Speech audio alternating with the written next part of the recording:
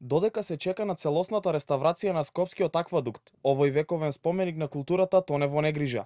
Наместо во атрактивна туристичка дестинација, аквадуктот тоне во купишта смет, до него се стигнува по неасфалтиран пат, а никаде не може да се забележи ниту табла дека тука се наоѓа овој археолошки локалитет.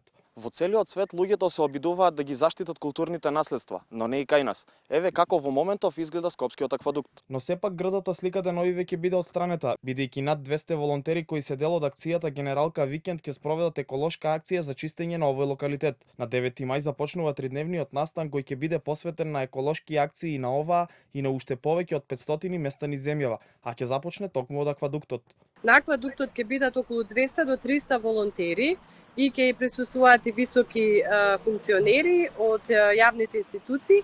Меѓутоа, паралелно, останатите 20.000 граѓани ќе чистат во над 500 локации низ цела држава, вклучувајќи го и Скопје, бидејќи во Скопје освен аквадуктот ќе се чистат уште над 100 локации. Дел од јавните личности пак со снимени видеа упатија повик до граѓаните да ја поддржат оваа екоакција. Меѓу нив е и председателката Гордана Силјановска-Давкова која изјави дека постојано се зборува за зелени политики, а се живее во сиво-црна реалност. Природата, тоа префинето суштество, не смее да биде жртва на профитната агресија. Крајно време е да трчаме маратон кон здрава животна средина, да засадиме дрвја на љубовта и цвеќиња на добрината, да склучиме примирие со природата. На акцијата за чистење на аквадуктот се очекува присуство на повеќе јавни личности, министри, градоначалници, представници на Црвениот крст, како и австрискиот амбасадор Памер.